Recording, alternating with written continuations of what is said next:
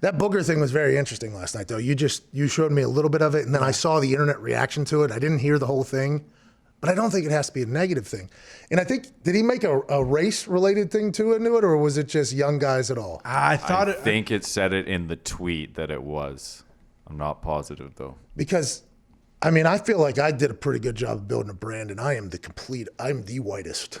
I think Tom Brady is the whitest. He's got the entire TB12 thing going on. Only wears TB12. He doesn't even have Bucks gear on, like hats on. It's always TB12 stuff. I don't know what's bad about it. And by the way, if we even want to go back, like Peyton Manning built a hell of a brand while he was in. And it's like, I think a lot of people, this happened whenever I went on I did a stand-up comedy tour one off season.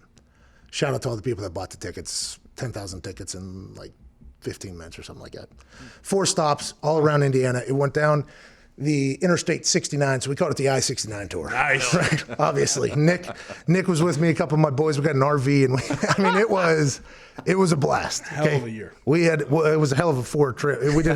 We did one night after the next. It was awesome. It was theaters. The people were so cool. And then a media member came up to me in the training camp and was like, if you don't have a good year, it's going to be really hard not to talk about all the distractions you did in the off season.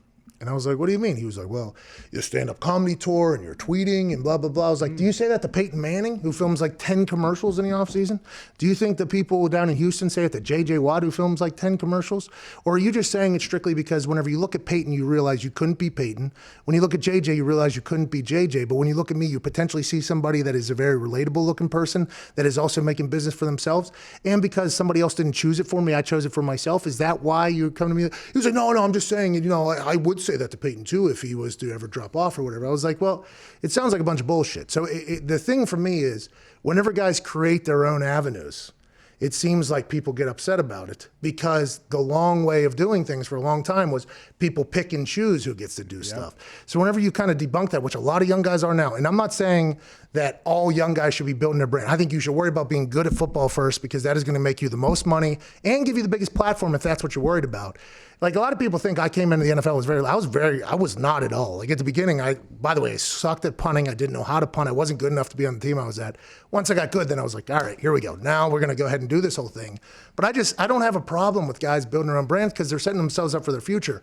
But once it starts distracting from the main thing, like AJ Dillon said, then it becomes a problem. Then if you get labeled a distraction, you can't be mad about it because you kind of set yourself up for that. But with setting yourself up for that, now you have a business potentially that you can go with. Like for instance, Juju. Who knows what Juju is going to do after this year? Yeah. I'd assume he's not going to be with the Steelers next year. No way. No. Will he go to another team? Maybe. Does he want to go to another team? Who knows? He's huge. He's making a lot of money off the field. Does he want to continue to play? But it's just, if you start getting ridiculed for that, now at least you have a platform that you can go with, which is what a lot of guys think. But you should be able to handle both. Like if you're going to be in the NFL, Lombardi and I talked about this yesterday.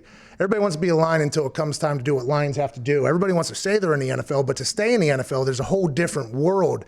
So as long as you're doing all that, I don't think it's a problem. Now, if you don't, then it is a problem. And I feel like there's a lot less guys that don't handle their business that are a distraction off the field, as opposed to the guys that are handling their business while also building their brand. So I just don't like the fact that it was like kind of in a negative but I don't know. I didn't listen to the whole thing, so I can't talk about it. Nick, what's up? So I just went back and listened to it, and he starts it off saying specifically, I'm talking to African-American players, and he says they come into this league thinking the wrong thing. They come in not thinking, how can I be a better player? How can I be a better teammate? How can I make this organization better? They come in thinking, how can I build a brand for myself? Jeez. I mean, it's all about making the most of your opportunity, right? Like, if you're good at other things, why not try and build those things while you have the most eyes on your platform? Hey, as long as it doesn't affect your work. Of course, yeah. As long as it doesn't affect your work. Taking care of business. It's a fine line, right? Because everything you cited there, yourself, Peyton, Tom, you guys all started once you were established as players. So the NFL stands for not for long. Yep. Right? Like National Football League, I get it. But the old thing is not for long. So if guys are trying to make the most of it, while also, I don't know, I can see how you could potentially not be happy about it because it's different than what it has been like for a long, long time. But man, I feel like business after football, what was that thing? 80% of people, 80% of NFL players file for bankruptcy or go broke within like 2 years of retiring or something like that. It's like if guys are building their own brands and businesses. But it's not like Dwayne Haskins was big on social media or anything. Yeah, he wasn't really building his brand. Yeah, he didn't have a brand anyways. Yeah, I don't. Unless he does, he might be on TikTok. We should have asked AJ. True.